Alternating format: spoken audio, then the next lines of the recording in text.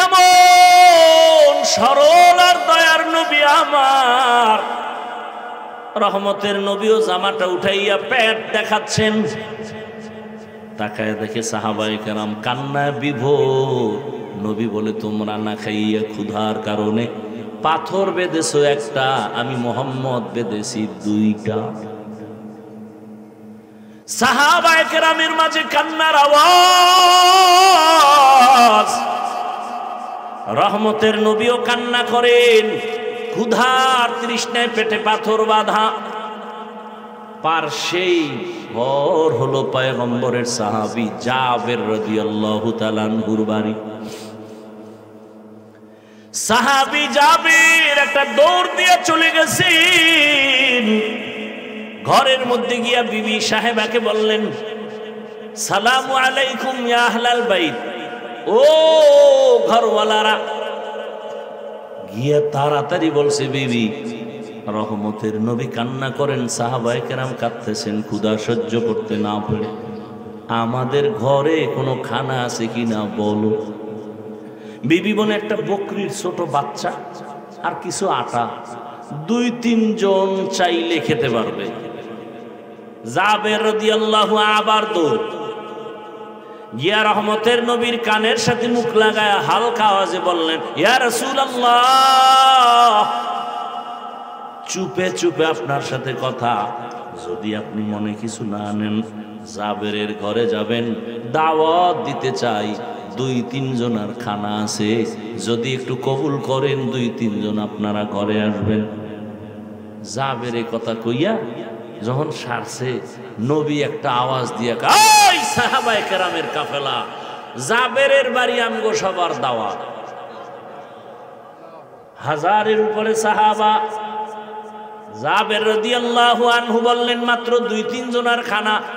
জাবেরের মাথা গরম হয়ে গেছে, আবার দৌড় গিয়া কয়, বিবি সর্বনাশ। জাবের গিয়া বলেন, ও বিবি, রহমতের নবী সবাইকে দাওয়াত দিছে, উপায় কি? বিবিও এমন আবেদা সালেহা, এমন আল্লাহর পেয়ারা বান্দি, স্বামীর পেরেশানিটা এক শব্দ দিয়া স্বামীকে পেরেশান মুক্ত করেছে।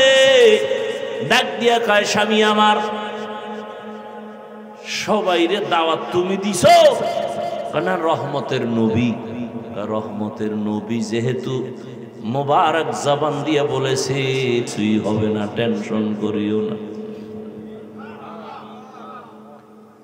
এরম বিবি ভাবা সান খবর, ডানা কাটা হরিয়ানো। জাবের আবার এবার মনের পেরেশানি কমছে, আইসে রসুলের কাছে।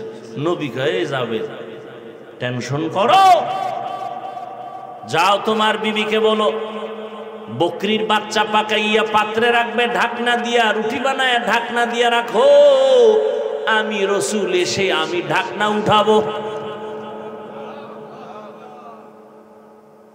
নবীর সংবাদ আবার চলে গেলেন বাসায়, সংবাদ পৌঁছে দিয়েছেন, রান্না করে ঢাকনা দিয়া রাখছেন।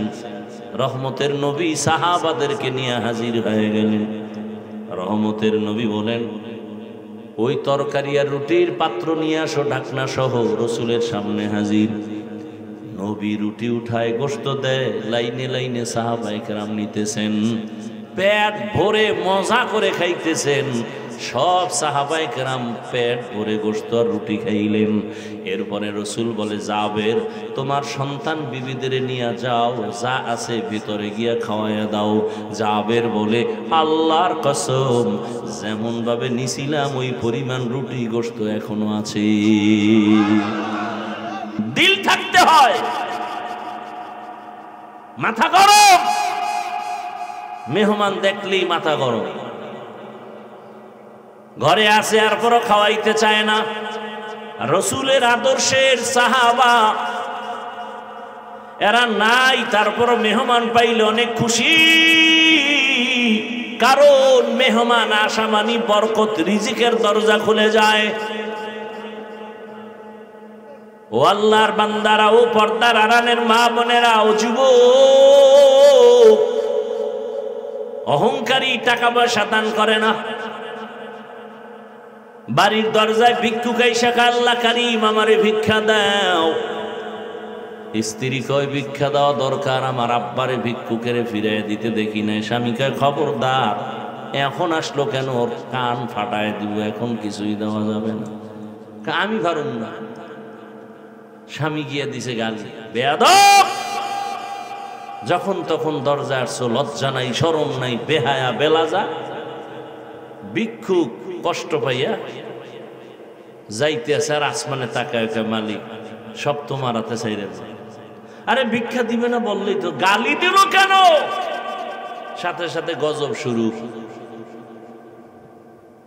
স্বামী আর স্ত্রীর মাঝে এক ঝগড়া, ঝগড়ার এক পর্যায়ে গিয়া স্বামী বলে, তোরে 3 তালাক। স্ত্রী আল্লাহর পেয়ারা বান্দি, ভালো বাবার মেয়ে সন্তান, তালাক পাইয়া চলে গেল বাবার বাড়ি। বাবার বাড়ি যাওয়ার 1 বছর পর আল্লাহর কাছে কান্না করেছেন, হে মালিক, তোমার এক পেয়ারা বান্দা আমাকে স্বামী বানায় দাও। 1 বছর পরে অন্যত্র বিবাহ হয়েছে, ওই সংসার চলতেছে, স্বামীও নামাজি, স্ত্রীও নামাজি। এক মনের মানুষ হইলে কতই না মজা। হঠাৎ আল্লাহর পরীক্ষা, তার বাড়িতেও দুপুর বেলা ভিক্ষুক হাজির। স্বামী বেচারা যাইয়া কয়, তাড়াতাড়ি কিছু আছে কিনা দেও, ভিক্ষুকের ফিরে দেওয়া ভালো না। যখন খানা দিছে, স্ত্রী তাকাইয়া পর্দার আড়াল থেকে নজর করিয়া ভেতরে গিয়া কান্না শুরু করেছে। স্বামী ডাক দিয়া কয়, বিবি কেন কাঁদো? বলে, আল্লাহর কুদরত দেখে কাঁদি। বলে, কি কুদরত? বলে, যে ভিক্ষুক আমার ঘরে খানা দিছো, হালকা চেহারাটা চোখে পড়েছে, মনে হলো এই লোকটা কোনো একদিন আমার আগের স্বামীর বাড়ি ভিক্ষুকের জন্য ভিক্ষা চাইতে গেছিল। আমার আগের স্বামীর চেহারার মতো দেখা যায়। আজকে তুমি তারে খানা দিছো ভিক্ষুকের চেয়ারে বসায়া। ওর বাড়ি থাকতে এক ভিক্ষুক গেছিল, খানা দেয় না এই লোকটা। কেমন যেন আমার একটা সন্দেহ লাগে। স্বামী কয়, শুনো, সত্যি তুমি ধরতে পেরেছো তোমার আগের স্বামীর চেহারা?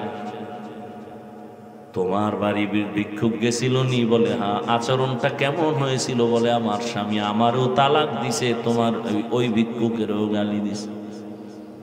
এবার ডাক দিয়ে কয়, ওই দিনে তোমার স্বামী যারে ধমক দিছে, ওই দিনের ভিক্ষুক ছিলাম, আজকের স্বামী আমি, তোমার এই স্বামী সেই দিনের ভিক্ষুক।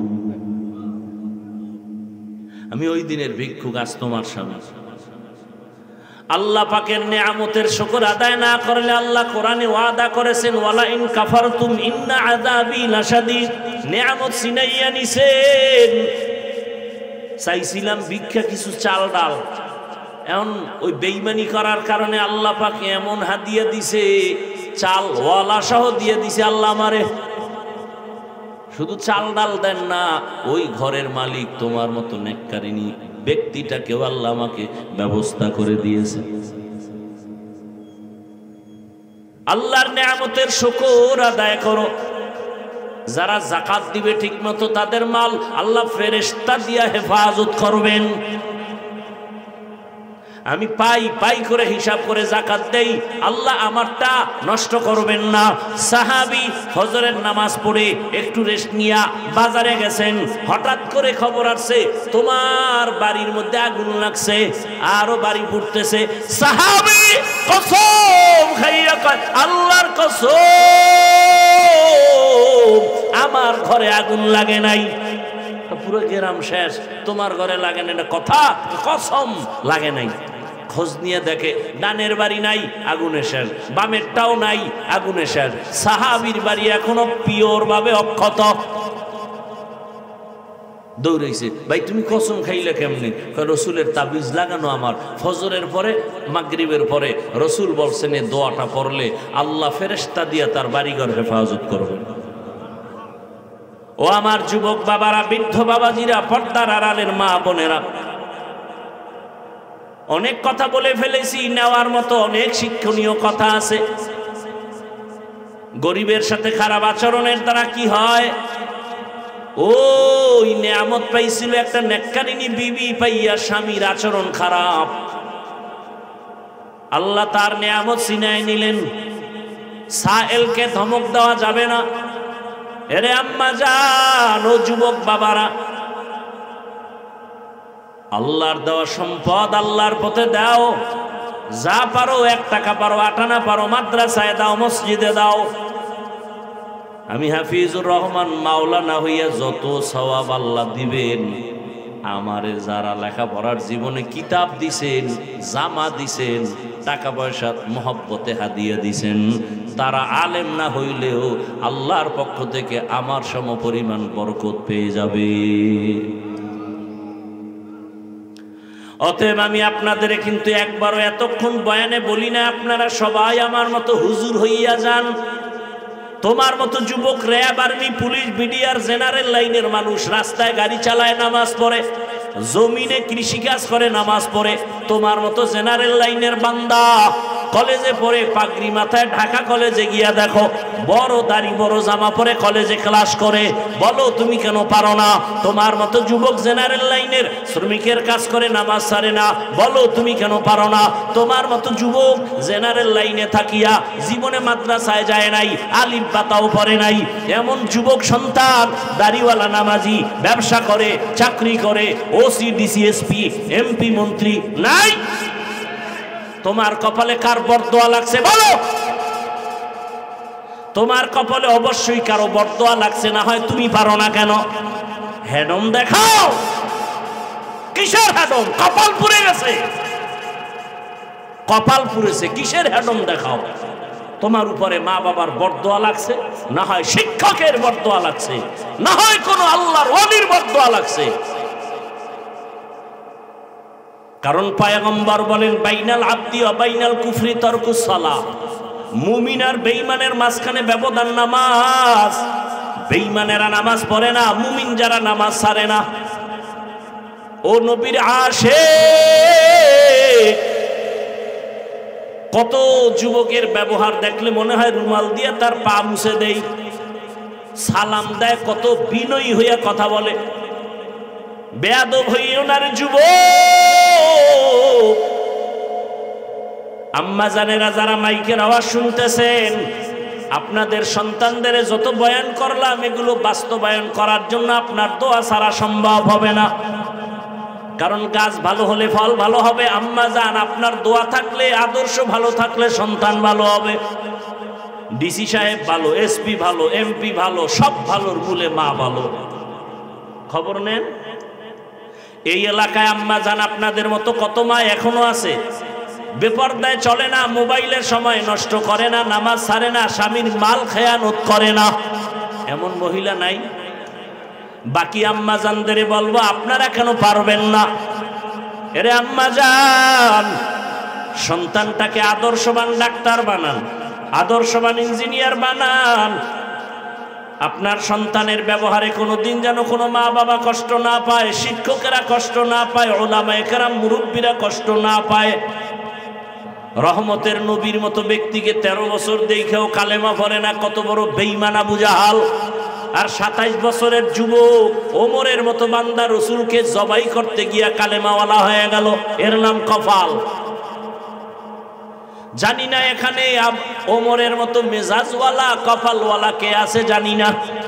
অনুরোধ করি তওবা করেন মনে মনে, আর আল্লাহকে বলেন, হে আল্লাহ, জীবনে বহু নামাজ ছাড়লাম, বেপরদায় চললাম, ইচ্ছা মতো গুনাহ করেছি, আজকে থেকে তওবা করে নিলাম, আর নামাজ ছাড়বো না, দাড়ি কাটবো না, বেপরদায় চলবো না, মা বাবার সাথে বেয়াদবি করবো না, শিক্ষকের বরদোয়া নিব না, উলামায়ে কেরামের দোয়া নিয়া নবীজির তরিকা আদর্শ মেনে চলবো।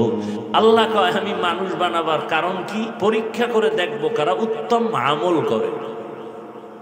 রসুল আপনি বলে দেন, যারা আমি রবের সাথে মোলাকাত চায়, সাক্ষাৎ চায়, তাদের কর্মসূচি 2টা। এক নাম্বার, তারা বেশি নেক আমল করবে, তবে সাবধান তারা যেন কখনো শিরিকের মধ্যে ঢুকে না যায়। আমল বড় দামি এক সম্পদ। জান্নাতের মধ্যে দামি জান্নাতের নাম জান্নাতুল, আল্লাহ কয় জান্নাতুল ফেরদাউস আমি 2 গুণওয়ালা যারা তাদের দিম। ইন্নাল্লাযীনা আমানু ওয়া আমিলুস সালিহাতি কানাত লাহুম জান্নাতুল ফিরদাউসি নুজুলা। কই ঈমানও আছে আমলও আছে, এরপর কি রোগী? আমি বলি তারাও রোগী কেন? কই ঈমান আছে আমল আছে, আমলের মধ্যে ইখলাস নাই। কি নাই? ওয়ামা উমিরু ইল্লা লিয়াবুদুল্লাহা মুখলিসিনা লাহুদ্দীন।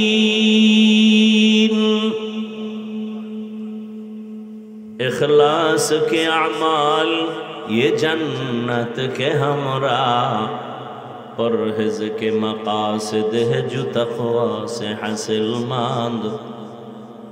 परहेज के मकासद है जो तक़वा से हासिल मंद।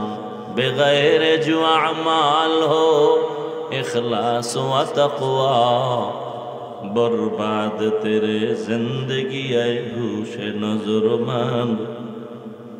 बर्बाद तेरे जिंदगी है होश नजरमंद। মুত্তাকিনদের জন্য হেদায়াত, প্রশ্নের জবাব একটাও দিব না, মূল আলোচনায় চলে যাচ্ছে। মুত্তাকিনদের জন্য কোরআন হেদায়াত।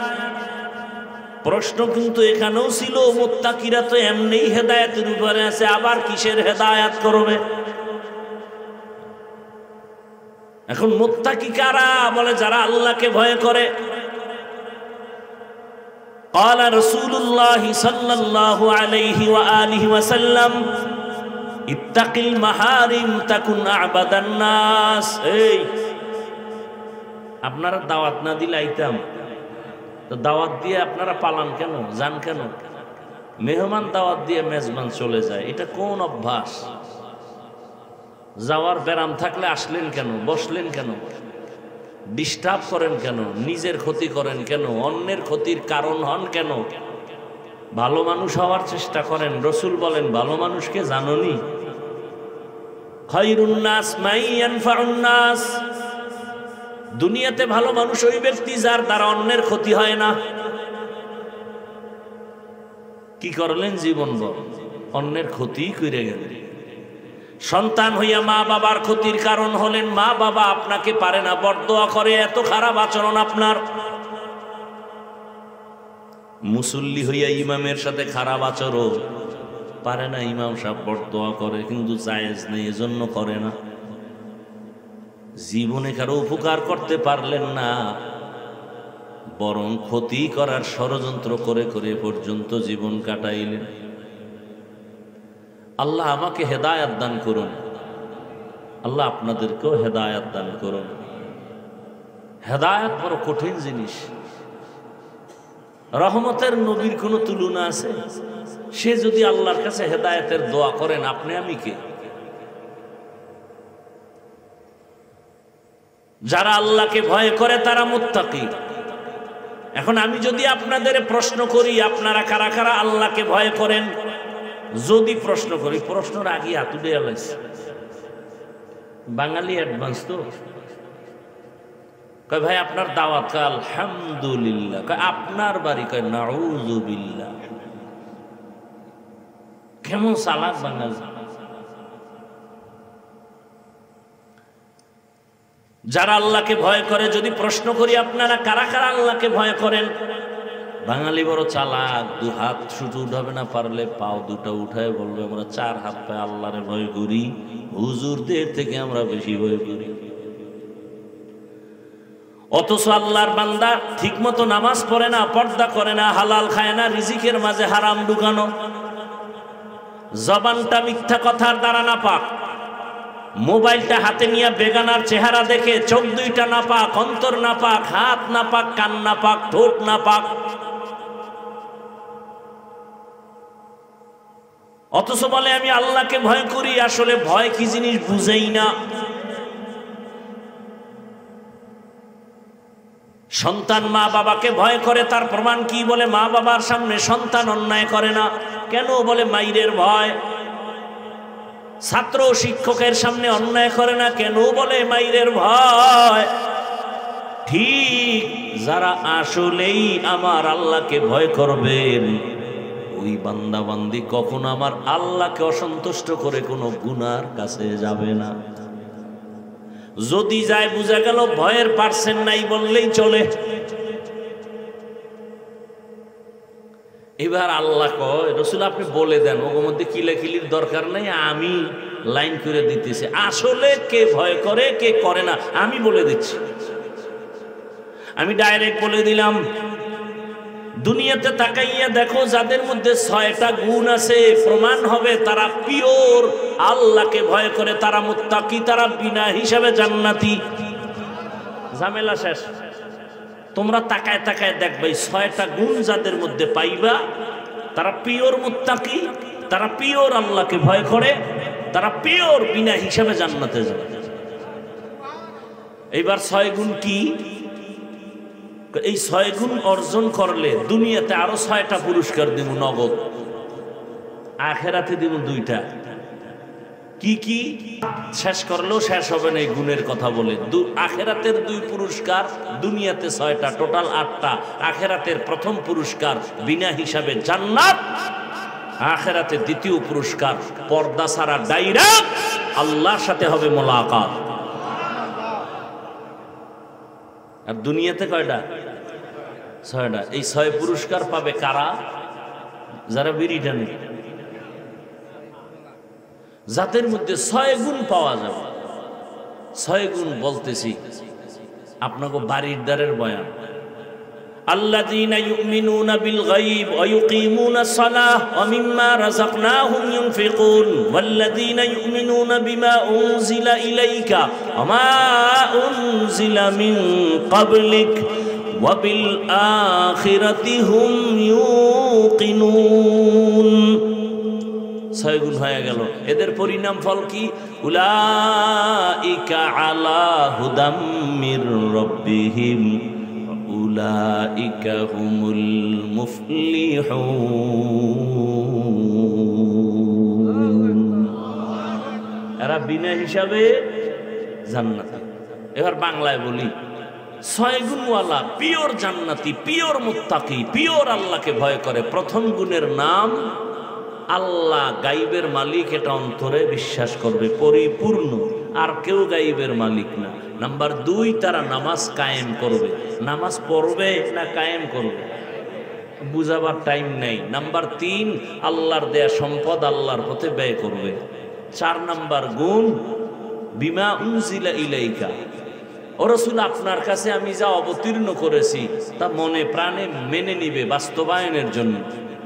ওয়ামা উনজিলা মিন ক্বাবলিক, 5 নাম্বার আপনার পিছনে যারা গেছে নবীদের উপরে যা দিছি কিতাবাদি, এগুলোর উপরও তারা বিশ্বাস রাখবে মজবুত। 6 নাম্বার, কিয়ামত হবে, আমার আদালত কায়েম হবে, সেই দিনটার কথাও অন্তরে চূড়ান্তভাবে বিশ্বাস করবে। এই 6 গুণওয়ালারা পিওর মুত্তাকি, পিওর বিনা হিসাবে জান্নাতি। প্রথম গুণের নাম গাইবের মালিক যিনি, তাকে পরিপূর্ণ বিশ্বাস করা। দ্বিতীয় গুণ নামাজ আদায় করা, কায়েম করা। তৃতীয় গুণ আল্লাহর দেয়া সম্পদ আল্লাহর পথে ব্যয় করা। এই বিষয়ে 2-4টা কথা বলে দোয়া করে ফেলো। আল্লাহর দেওয়া সম্পদ কি? কই যে আপনি বাড়ি উঠাইছেন, এটা আল্লাহ দিছে? না, এটা না, আমার আব্বাই দিয়ে দিছে। আল্লাহ দিল? আল্লাহ হয়তো আব্বারে দিছে, আর এটা আমার আল্লাহ দেয় না, আব্বা দিছে। আমি সহজে বলি, হারাম মাল সব বান্দার নিজের কামাই, হারাম ছাড়া সব আমার আল্লাহর পক্ষ থেকে দয়া। এই আল্লাহর দেয়া সম্পদ সব আল্লাহর পথে দাও। তুমি যা কামাই করছো এটা আল্লাহর পথে দেওয়ার কোনো দরকার নাই, আল্লাহ যা দিছেন তাই। আল্লাহর দেয়া সম্পদ শুধু টাকা না, আল্লাহর দেয়া সম্পদ দুটো চক্ষু, আল্লাহর দেয়া সম্পদ দুটো হাত, আল্লাহর দেয়া সম্পদ আমার দুটো নাক, দুটো কান, দুটো পা, আল্লাহর দেয়া সম্পদ আমার বিবেক, আল্লাহর দেয়া সম্পদ আমার মা, আমার বাবা। বলে মা বাবাকে কি দিব? কয় আল্লাহর দেয়া সম্পদ দিয়ে খেদমত কর। তবে এখানে আল্লাহর দেয়া সম্পদ বলতে মালকে বোঝানো হয়েছে, জানকে না। মাল আল্লাহর পথে ব্যয় করো। আল্লাহর পথ কোনটা? যেটা অন্যের উপকার হবে, মানুষের কল্যাণে আসবে, সেটাই হলো আমার মাওলার পথ। মানুষের কল্যাণে ব্রিজ করে দাও, রাস্তা করো, কালভার্ট করো, মাদ্রাসা করো, মসজিদ করো, প্রতিষ্ঠান করো, মানুষের কল্যাণ। আল্লাহ বলেন এটি আমি খুশি। যাত্রা গান প্যান্ডেল সাজাই দিলে এটাও তো মানুষের কল্যাণ, ওরা গান শুনবে। হ্যাঁ, এতে কোনো কল্যাণ নাই। রহমতের নবী বলেন গানের আওয়াজ পাইলে কানে আঙ্গুল দে, শয়তানের আওয়াজ। ওই আওয়াজ যেখানে চলে সেখানে রহমত চলে না, আল্লাহর গজব নেমে আসে। অতএব আল্লাহর পথে ব্যয় করো। এই ব্যয় আবার তিন ভাবে করা যায়। এক, ব্যয় করা হলো যেটা আল্লাহর পক্ষ থেকে ফরজ, এর নাম যাকাত। এর নাম কি? দ্বিতীয়, ব্যয় করা ওয়াজিব, ওটাও করতে হবে, না হয় গুনাহ হবে। যেমন ঈদের দিন সদকা ফিতর, সদকা ফিতর দিই আমরা। ওই যে রমাজানে ঘোষণা দিই ইসলামী ফাউন্ডেশন এত টাকা করে সদকা দিতে হবে, এটা ওয়াজিব। আর বাকি সব দান হলো নফল। দান সদকা করো, নফল, ফজিলত অনেক বেশি। তবে সীমাবদ্ধতার মধ্যে থেকে করতে হবে। নবীজি মসজিদে নববীতে বসে আছেন, একটা ছোট বাচ্চা এসে বলে আমার আম্মু আমাকে পাঠাইছে একটা জামা দিবেন। নবীজি বলে আমার গায়ে একটা জামা আছে, এটা ছাড়া আর নাই। বাচ্চা চলে গেছে, ঘুরে আবার আসছে, আপনার গায়ে যেটা আছে এইটা চাইছে। নবীজি কেমন হৃদয়ওয়ালা, রসুল নিজের গায়ের জামাটা খুলে দিল। বাচ্চা লয়ে গেছে, নবী খালি গায়ে বয়ে রয়েছে। বেলাল আসছে আজান দিতে, রসুলকে দেখে লজ্জায় অন্য দিয়ে গেছে। জিবরাইল আয়াত নিয়ে হাজির, সূরা বনী ইসরাইল। রহমতের নবী এত বেশি দান করবেন না যেই দানের কারণে আপনাকে লজ্জা পেতে হবে। সব দিয়ে যদি নিজে খালি হয়ে থাকেন তো লজ্জা। আবার এত পরিমাণ হাতকে আটকায় রাখবেন না যে মানুষ আপনাকে কৃপণ বলবে, এটাও বড় খারাপ।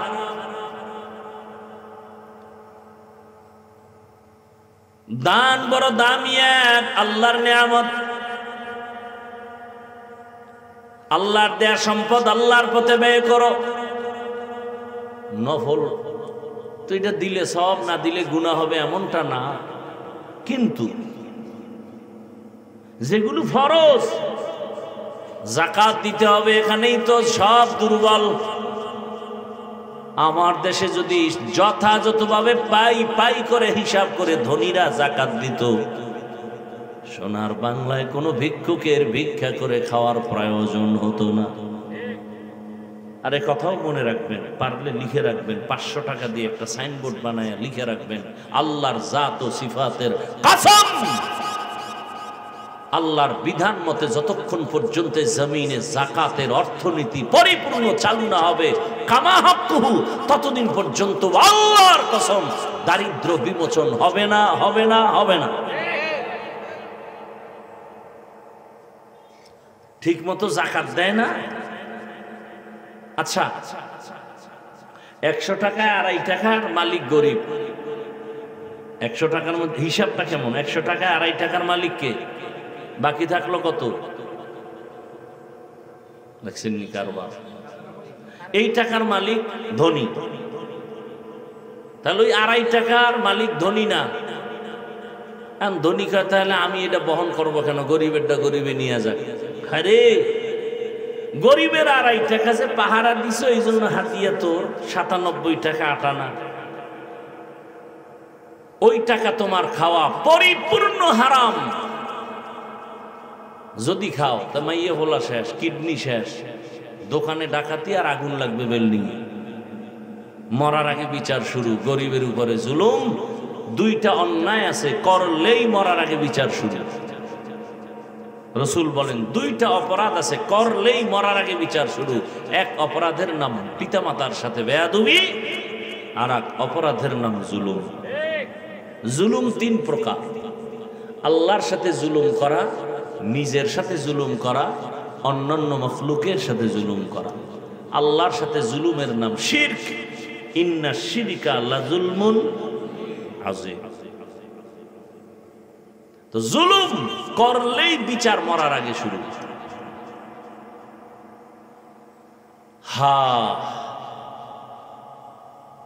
গরিবের হক 2.5 টাকা, গরিব আইসা তোমার থেকে নেওয়ার কোনো নিয়ম নাই। আল্লাহর ইসলামের বিধান হলো তুমি খুঁজে খুঁজে গরিবের কাছে পৌঁছাইয়া দাও। আদায় করে দিতে বলছে, দিতে বলে না, আদায় করে দাও। এবং খবরদার, আমাদের দেশের আদায় করে দোকানে লেখা জাকাতের কাপড় পাওয়া যায়, কেমন ধোকাবাজি। আচ্ছা, আপনাদের এলাকায় কাপড়ের দোকান আছে না? ওখানে বেশি দামেরও আছে, কম দামেরও আছে। তো ওখান থেকে কিনে দিলে হয়। নতুন করে সাইনবোর্ড কেন? জাকাতের কাপড় পাওয়া যায়, তার মানে হলো পৃথিবীর এই কোম্পানি কিয়ামতের আগে এর থেকে আর 3rd ক্লাসের কাপড় বানায় না। কথা বুঝেননি? কেমন 3rd ক্লাসের কাপড়? মানে 1 টাইম পরলে সদরঘাট, একবারের বেশি আর পরার উপায় নেই। এ বিষয়ে আমি বিস্তারিত আলোচনা রমাজানে করেছি, বিভিন্ন জায়গায় যাকাত নিয়ে আলোচনা। যারা করে না তাদের পরিণাম ফলটা কত ভয়ঙ্কর। দান সদকা থেকে মানুষ নিজের অনেক দূরে রাখে। শুধু রাখে তাই, আমাদের উপরে ট্যাক লাগায়, হুজুরেরা তো ভিক্ষা করে খায়, পরের বাড়ি খায়, পরেরটা না খায় কোন সোরা। কেউ বুকে ছুরি ঠেকাইয়া খায়, কেউ দোকানের শাটার লক করে খায়, আর আমাদের মানুষ মোহাব্বত করে দেয়, না নিলে কষ্ট পায়। কতটা বরকত চিন্তা করেন তো। আমাদের মানুষ দেয়, খাওয়ায়, এরপর আবার মাপ চায়, হুজুর মনের মতো পারি নাই, দয়া করে মাফ করে দিবেন। আর যারা আমগো ট্যাক লাগায় বলে হুজুরেরা অন্যেরটা খায়, না রে, রসুলের স্পষ্ট হাদিস, মেহমান তার নিজেরটা খায়, তোমারটা খায় না। অতএব মেহমান আইলে শুকর আদায় করো, বরকত নিয়ে ঘরে আসছে। মেহমান কারোটা খায় না, নিজেরটা খায়, রসুলের হাদিস। মেহমানের সাথে খারাপ আচরণ করবা না। অন্যেরটা আমরা খাই না। আচ্ছা বলেন তো, যাকাত দিবে ধনী, খাবে কারা বলেন? আমাদের মাদ্রাসাগুলোতে এতিম ফান্ড আছে, অঘোষিত প্রত্যেকটা মাদ্রাসায় এতিম আছে। ওলামায়ে কেরাম হিসাব করে করে করে করে যাকাতের অংশগুলো আলাদা ভাবে গরিবের দেয়। তা আল্লাহর আইনে তো গরিবরাই পাবে, গরিবরাই খায়। তবে যারা ওলামায়ে কেরাম ছাত্র কোরআনওয়ালাদের দিছেন তাদের কপাল ভালো, কিন্তু কপাল খারাপ যদি আপনার যাকাতটা অন্য জায়গায় যায়, আর এই টাকা দিয়ে কেউ গাঞ্জা খায়, বিড়ি টানে। আর কোরআনওয়ালারে দিলে ও একটা জামা বানাইবে, মশারি কিনতে পারেন, একটা মশারি কিনবে। আরে মিয়া, এত ছোট মনে করেন আর নিজেরে ভিআইপি মনে করেন না। আর রসুল কি বলতেছে? ও দয়ার মালিক, গরিবী হালাতে আমারে বাঁচাইয়া রাখো। গরিবী হানাতে মরণ দাও, কিয়ামতের ময়দানে গরিবদের সাথে হাসর করাও। রহমতের নবী বলেন, হে গরিবেরা, বড় লোকের দিকে তাকাইয়া কষ্ট পাইও না, খুশির খবর শুনো। কিয়ামতের ময়দানে ধনী লোকের 500 বছর আগে গরিব তুমি জান্নাতে যাবে। গরিব তুমি কষ্ট পাও কেন? তুমি কষ্ট পাও বলেই তো বড় লোকের বেশি বড় লোকই বানাই নেয়। না হয় রসুল বলেন, মুমিনের ঈমান চলে যাওয়ার যদি কঠিন ভয় না হতো, বড় লোকের আল্লাহ এত টাকা দিত যে দোতলার সিঁড়ি বানাইতো স্বর্ণ দিয়ে, পিওর স্বর্ণ। পৃথিবীর ইতিহাসে আজও পর্যন্ত কেউ সিঁড়ি স্বর্ণ দিয়া পুরাটা বানায় না। আল্লাহ রসুল বলেন, এই টাকা পয়সা এই দুনিয়াদারির মশার দানা পরিমাণও দাম আল্লাহর কাছে নেই। রসুল দোয়া করলেই তো কবুল হয়ে। পেটে পাথর বাঁধছেন কেন না খাইয়ে?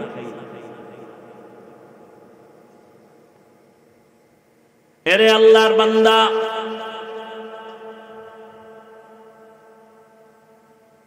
এরকম ঘটনায় জমিনে আছে, নিজে খাইতে পারে না, তারপর অন্যের দিকে হাত বাড়ায় দিছে, খাও। আল্লাহ তাআলা কুদরতের দ্বারা বরকতের দিকে বাড়ায় দিছেন।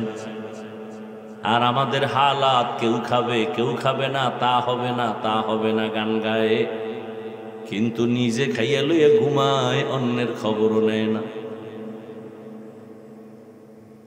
এমনকি মালিক পর্যন্ত নিজের ঘরের কর্মচারী খাইলো না না খাইলো খবর নাই। নিজে 8 টাকা দামের খেজুর দিয়ে ইফতারি করে আর কর্মচারীকে ফেলে দেওয়ার মতো খানাগুলো দেয়। আজকে সৌদি আরবে যাও, গিয়ে দেখো রহমতের নবীর সে আদর্শ এখনো আছে।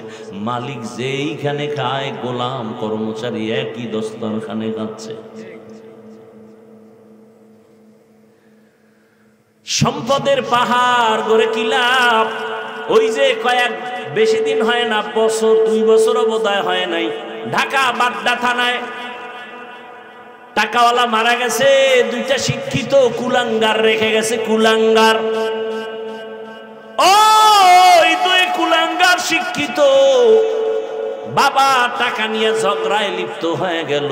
24টা ঘন্টা চলে গেল, লাশ নিয়ে দাফনেরও চিন্তা নাই।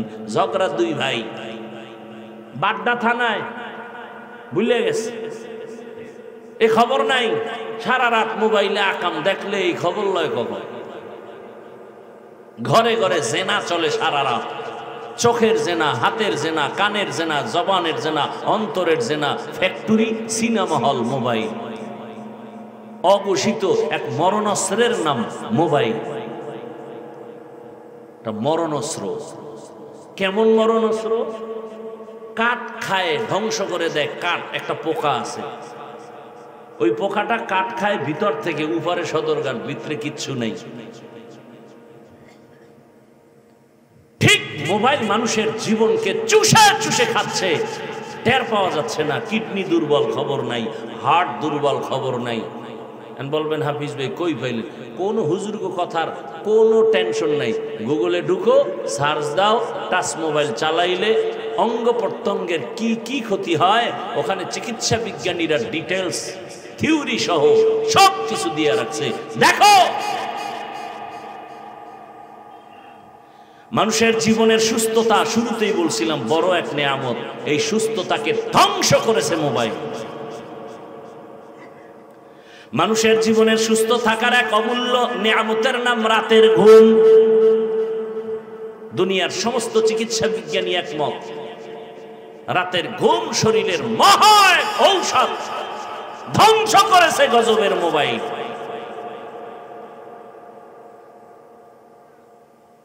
আল্লাহ হেদায়েত দান করুন। এখন রাতের দিন বানাইছে, দিনের রাত বানায় ঘুমায়। রাতের 1 ঘন্টার ঘুম দিনের 10 ঘন্টার ঘুমেও বরকত হবে না। আল্লাহ বানায় দিছেন, মোবাইলওয়ালা ক্যাটালগ দিয়ে দিছে, মোবাইল কিভাবে চালাইলে সুন্দর থাকবে। বানানোওয়ালা খালেক কোরআন আর সুন্নাহ দিয়ে দিছেন ক্যাটালগ, মানুষ কিভাবে চললে শান্তি পাবা। ওয়াজআলনাল লাইলা লিবাসা ওয়াজআলনান নাহারা মাআশা। সুস্থতার জিন্দেগি জবাই করে ফেলেছে, লেখাপড়া শেষ, স্বামী স্ত্রীর মাঝখানে প্রাচীর ঝগড়ার মোবাইল, সন্তান পিতামাতার মাঝখানে দুশ্মনী প্রাচীর মোবাইল, তাজা তাজা প্রাণগুলো অকালে ঝরে গেল, পেছনে সূত্র মোবাইল।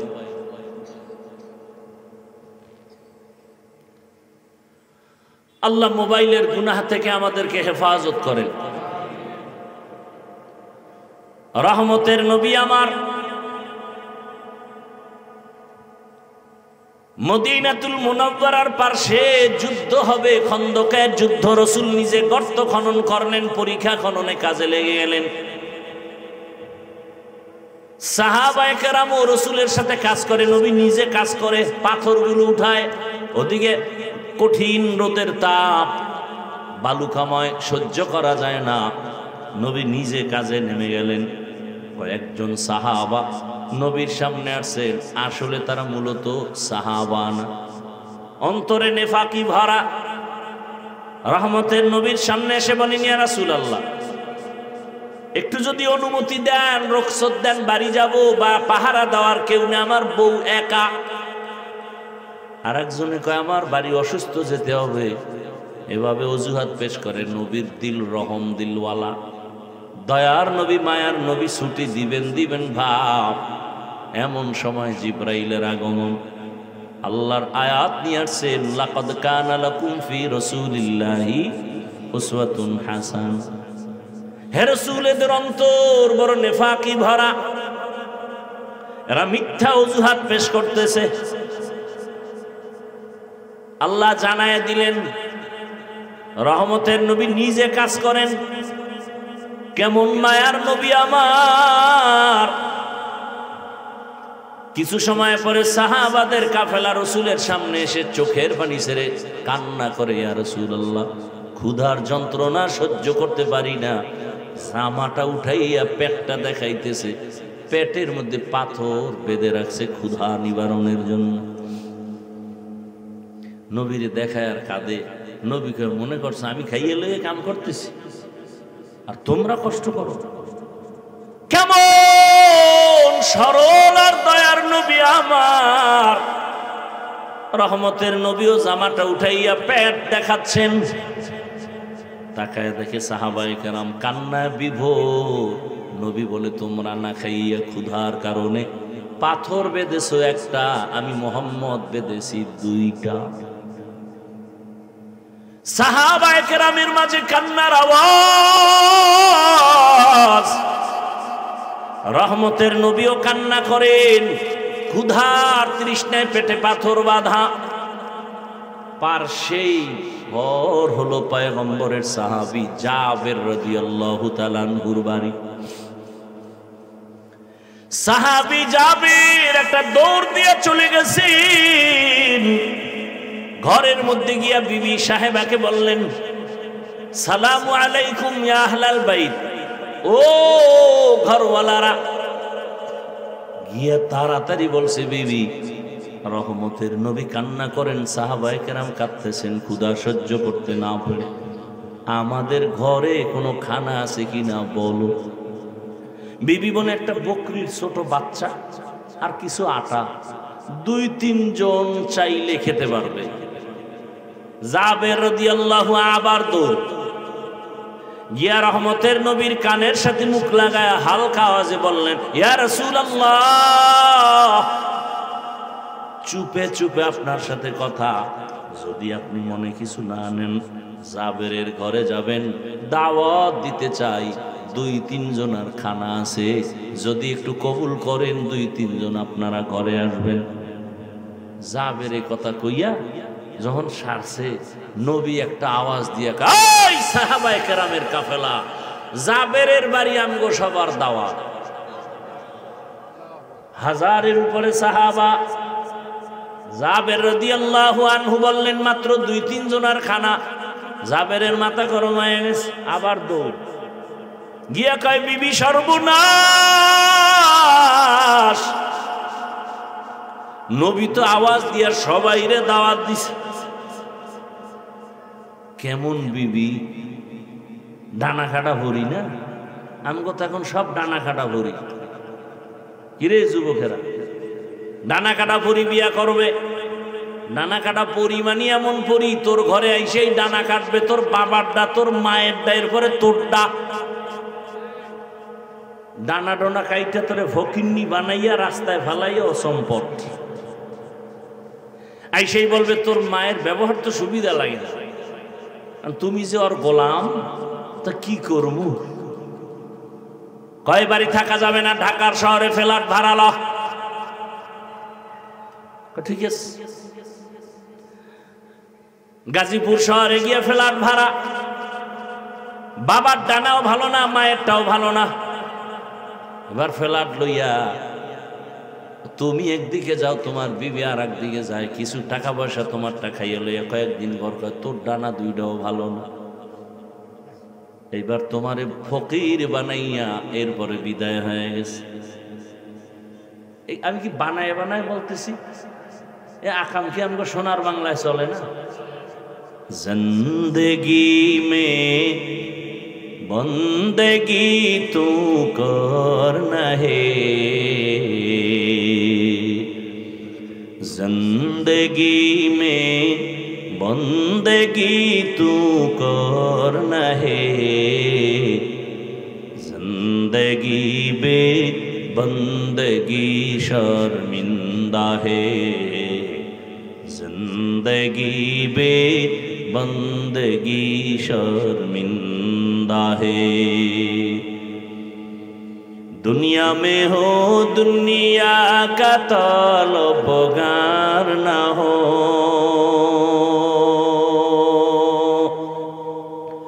बाजार से गुजर हो खरीदार ना हो। ये दुनिया एक मिसले कागज फूल है, ये दुनिया एक मिसले कागज फूल है, जिंदगी में बंदगी तू करना है, जिंदगी बे बंदगी शर्मिंदा है, जिंदगी बे बंदगी शर्मिंदा है, जिंदगी में बंदगी कुन बंदगी, बंदगी बे जिंदगी शर्मिंदगी। জাবের গিয়া বলেন, ও বিবি, রহমতের নবী সবাইকে দাওয়াত দিছে, উপায় কি? বিবিও এমন আবেদা সালেহা, এমন আল্লাহর পেয়ারা বান্দি, স্বামীর পেরেশানিটা এক শব্দ দিয়া স্বামীকে পেরেশান মুক্ত করেছে। ডাক দিয়া কয়, স্বামী আমার, সবাইরে দাওয়াত তুমি দিছো না? রহমতের নবী, রহমতের নবী যেহেতু মোবারক জবান দিয়া বলেছে, তুই হবে না, টেনশন করিও না। এরম বিবি ভাবা সান খবা, ডানা কাটা হরিয়ানো। জাবের আবার এবার মনের পেরেশানি কমছে, আইসে রসুলের কাছে। নবী কয়ে, যাবে টেনশন করো, যাও তোমার বিবিকে বলো বকরির বাচ্চা পাকাইয়া পাত্রে রাখবে, ঢাকনা দিয়া, রুটি বানায় ঢাকনা দিয়া রাখো, আমি রসুল এসে আমি ঢাকনা উঠাবো। নবীর সংবাদ আবার চলে গেলেন বাসায়, সংবাদ পৌঁছে দিয়েছেন, রান্না করে ঢাকনা দিয়া রাখছেন। রহমতের নবী সাহাবাদেরকে নিয়ে হাজির হয়ে গেলেন। রহমতের নবী বলেন, ওই তরকারি আর রুটির পাত্র নিয়ে আসো ঢাকনা সহ। রসুলের সামনে হাজির। নবী রুটি উঠায় গোশত দেয়, লাইনে লাইনে সাহাবায়ে কেরাম নিতেছেন, পেট ভরে মজা করে খাইতেছেন। সব সাহাবায়ে কেরাম পেট ভরে গোশত আর রুটি খাইলেন। এরপরে রসুল বলে, জাবের তোমার সন্তান বিবিদের নিয়ে যাও, যা আছে ভিতরে গিয়া খাওয়াইয়া দাও। জাবের বলে, আল্লাহর কসম, যেমন ভাবে নিছিলাম ওই পরিমাণ রুটি গোশত এখনো আছে। ইমামুল আউয়ালিন আল আখিরিন বহরে সদকা রাহমাতাল লিল আলামিন। দিল থাকতে হয়, মাথা গরম, মেহমান দেখলেই মাথা গরম, ঘরে আসে আর পরও খাওয়াইতে চায় না। রসুলের আদর্শের সাহাবা এরা নাই, তারপর মেহমান পাইলে অনেক খুশি, কারণ মেহমান আসা মানি বরকত, রিজিকের দরজা খুলে যায়।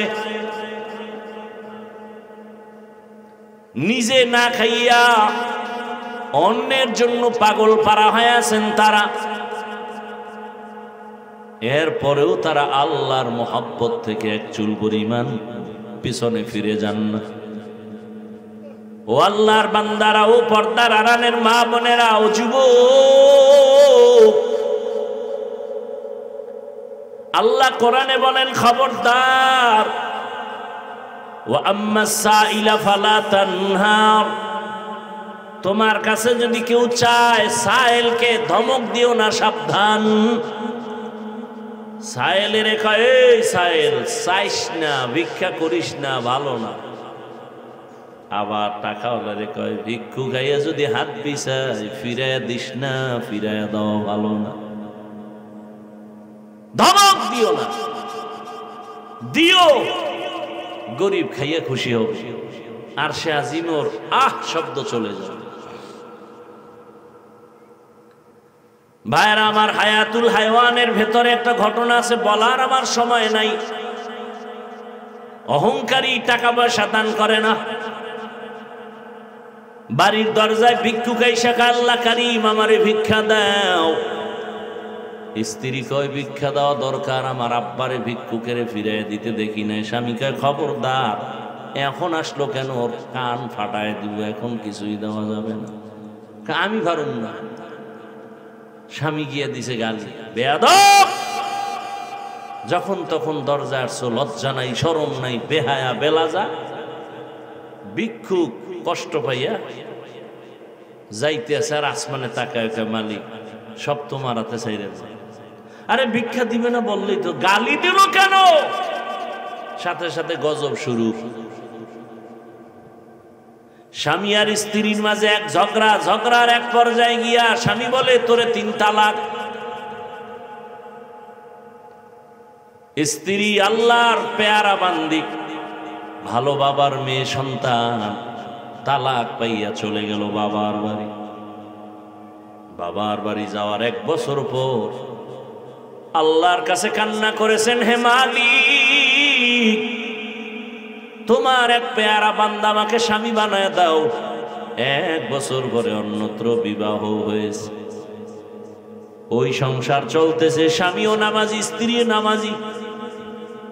এক মনের মানুষ হইলে কতই না মজা।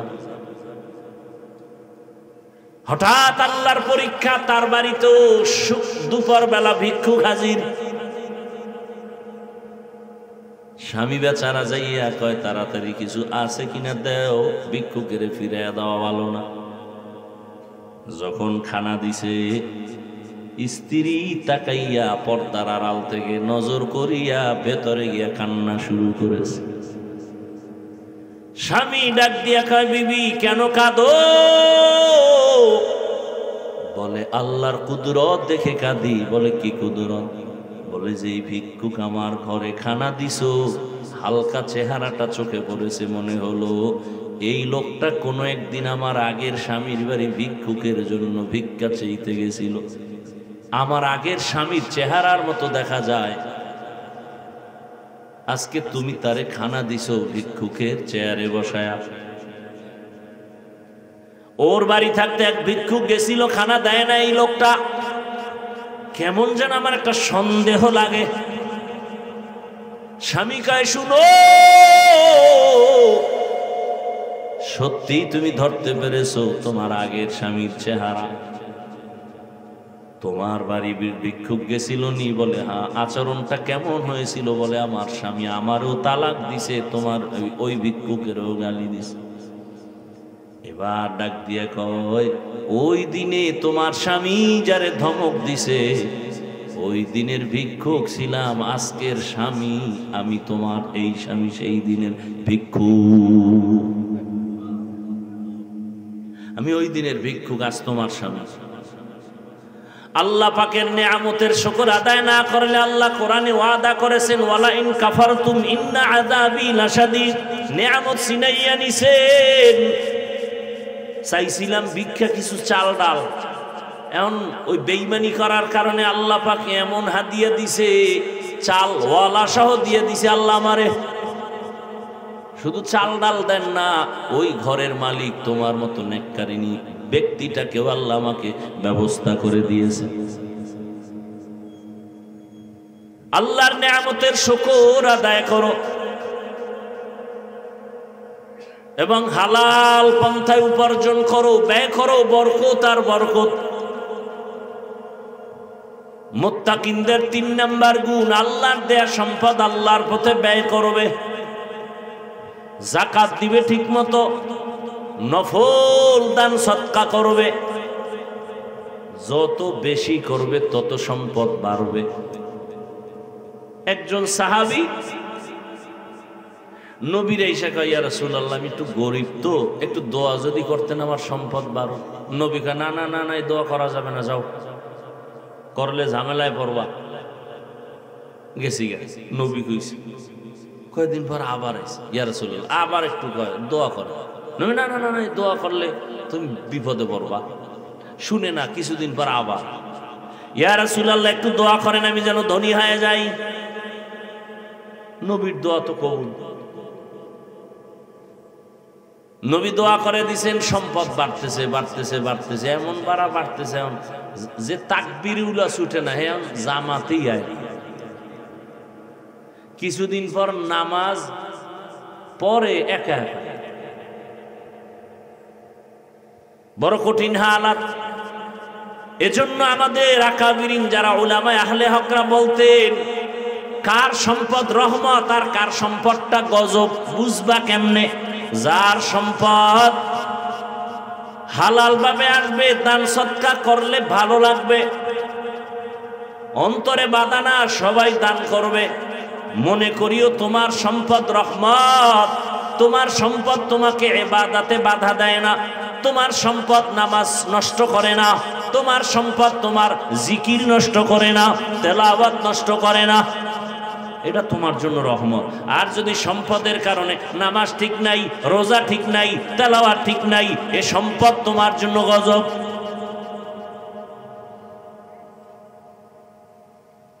এই জন্যই তো আল্লাহ বলছেন, ওয়াইলুল লিকুল্লি হুমাযাতিল লুমাযা আল্লাযী জামাআ মালান ওয়া আদ্দাদা। আরে যারা গীবত শিকায়ত করে, মানুষের নামে বদনাম বলে, বানায় বানায়, এদের জন্য ওয়াইল নামক জাহান্নাম। আর একদল কারা কয় মাল কামায়, খালি মাল। আল্লাযী জামাআ মালান ওয়া আদ্দাদা, মাল বানায় বাড়ায় আর গণনা করে, কমলো কত বাড়লো কত। আর কি কয়, ইয়াহসাবু আন্না মালাহু আখলাদা, এই মাল কখনো ধ্বংস হবে না, আমারে বাঁচাবে মালে। আল্লাহ কয় কাল্লা, কখনো না, বরং এই সম্পদ লায়ুমবাযান্না ফিল হুতামা, হুতামা নামক জাহান্নামে নিবে তোকে এই সম্পদ। নবী জানেননি? মা আদরাকা মাল হুতামা, হুতামা নামক জাহান্নাম কেমন? আল্লাহ নিজেই জবাব দিয়া বলেন, নারুল্লাহ, আমি আল্লাহর আগুন। অর্থাৎ আমি আল্লাহ যত বড়, আমার আগুনের তাপমাত্রাও তত বড়, সহ্য করা যাবে না রে বাবা। ও আল্লাহর বান্দারা, ধনী ভাইদেরকে বলবো, আপনার অর্থের মধ্যে গরিবের হক যথাযথ আদায় করবেন, সন্তানের হক, স্ত্রীর হক, প্রতিবেশীর হক। আদায় করবেন, আল্লাহ আপনার সম্পদ জীবনে নষ্ট করবেন না, আল্লাহ আরো বাড়ায় দিবেন। হঠাৎ একজন ব্যক্তি কোটি টাকার মালিক, ঢাকার শহরে তার বড় ফ্যাক্টরি, বড় অফিস, কথার কথা, হঠাৎ করে খবর আসছে আপনার একটা মালবাহী জাহাজ সমুদ্রে ডুবে গেছে। ওই লোকটা ঢাকা বইয়া শুই না বলে, আল্লাহর কসম আমার মালবাহী জাহাজ ডুবে নাই। অবশ্যই ডুবছে, কারণ অবশ্যই ডুবে নাই, কসম আল্লাহ। কথা এবার চোখে দেখো, যাও খবর টবর নিয়ে দেখে অন্য জাহাজ ডুবছে, এইটা ডুবে নাই। এখনকার ভাই তুমি না দেখে কসম খাইলে কেমন? রসুলের তাবিজ লাগাননি আছে আমার ভিতরে। রসুলের তাবিজ কি? যারা যাকাত দিবে ঠিক মতো তাদের মাল আল্লাহ ফেরেশতা দিয়া হেফাজত করবেন। আমি পাই করে হিসাব করে যাকাত দেই, আল্লাহ আমারটা নষ্ট করবেন না। সাহাবী ফজরের নামাজ পড়ে একটু রেস্ট নিয়া বাজারে গেছেন, হঠাৎ করে খবর আসছে তোমার বাড়ির মধ্যে আগুন লাগছে, আরো বাড়ি ফুটতেছে। সাহাবী কসম খাইয়া কয়, আল্লাহর কসম আমার ঘরে আগুন লাগে নাই। পুরো গ্রাম শেষ, তোমার ঘরে লাগে না, কথা কসম লাগে নাই। খোঁজ নিয়ে দেখে ডানের বাড়ি নাই, আগুনে শেষ, বামেরটাও নাই, আগুনে শেষ। সাহাবীর বাড়ি এখনো পিওর ভাবে অক্ষত। দৌড়াইছে, ভাই তুমি কসম খাইলে কেমনি? রসুলের তাবিজ লাগানো আমার। ফজরের পরে মাগরিবের পরে রসুল বলছেন এই দোয়াটা পড়লে আল্লাহ ফেরেশতা দিয়া তার বাড়িঘর হেফাজত করবে।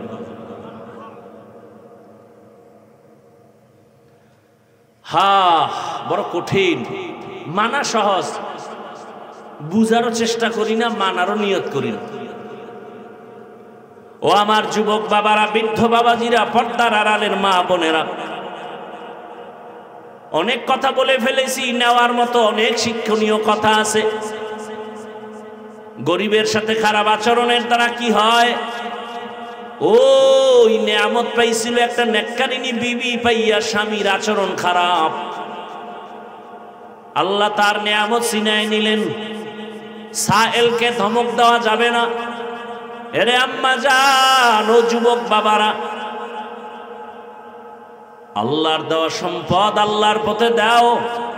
যা পারো, 1 টাকা পারো, 8 আনা পারো, মাদ্রাসায় দাও, মসজিদে দাও। আমি হাফিজুর রহমান মাওলানা হইয়া যত সওয়াব আল্লাহ দিবেন, আমারে যারা লেখাপড়ার জীবনে কিতাব দিছেন, জামা দিছেন, টাকা পয়সা মহব্বতে হাদিয়া দিছেন, তারা আলেম না হইলেও আল্লাহর পক্ষ থেকে আমার সমপরিমাণ বরকত পেয়ে যাবে। অতএব আমি আপনাদের কিন্তু একবারও এতক্ষণ বয়ানে বলি না আপনারা সবাই আমার মতো হুজুর হইয়া যান। একবারও বলি না আপনারা স্কুল ছেড়ে, কলেজ ছেড়ে মাদ্রাসায় যান, তাবলিগে যান, পীরের কাছে যান। বরং আমি শেষ 2-4 মিনিট বলে যাই, যুবক বাবারা, স্কুলে পড়ো আলহামদুলিল্লাহ, কলেজে পড়ো আলহামদুলিল্লাহ, ও চাকরিজীবী ব্যবসায়ীরা চাকরি করেন, ব্যবসা করেন, দোয়া করে গেলাম। স্কুলে পড়েন, ডাক্তার হন, প্রফেসর হন, ইঞ্জিনিয়ার হবেন, বাধা নাই, দোয়া করে গেলাম। তবে একটা অনুরোধ করলাম, ডাক্তার হইয়েন, বেয়াদব হইয়েন না, ইঞ্জিনিয়ার হবেন, বেয়াদব যেন না হন, সাবধান। বলবেন হাফিজ ভাই এটা কেমন কথা? ডাক্তার হব, ইঞ্জিনিয়ার হব, বেয়াদব হব না। কথার ব্যাখ্যা হলো 3 জায়গায় বেয়াদবি করবা না, করলেই মরার আগে জীবন পঙ্গু। 1 নাম্বার জায়গা পিতামাতা, মা বাবার সাথে বেয়াদবি করলে জীবন ধ্বংস, কোনো সন্দেহ নাই। 2 নাম্বার জায়গা শিক্ষক। আমি হাফিজুর রহমানের মা বাবায় দোয়া করছেন, আল্লাহ সম্মান দিছেন, কিন্তু আমি যে বয়ান করি আমার মা বাবায় বসাই আমারে বয়ান শিখায় নাই, আমাকে বয়ান শিখাইছেন আমার শিক্ষক, আমার উস্তাদরা। কথা ঠিক না? অতএব শিক্ষকের অবদান অনেক বেশি। আর 3 নাম্বার জায়গা উলামায়ে কেরাম, মুরব্বী, এদের দোয়ার নেক নজরের দ্বারা আল্লাহ পাক কথার মধ্যে আকর্ষণ বাড়ায় দিছেন। কারণ আল্লাহর ওলি যারা, আল্লাহর পেয়ারা বান্দা, মুত্তাকি যারা, তাদের নজরে পাওয়ার আছে, কথায় পাওয়ার আছে।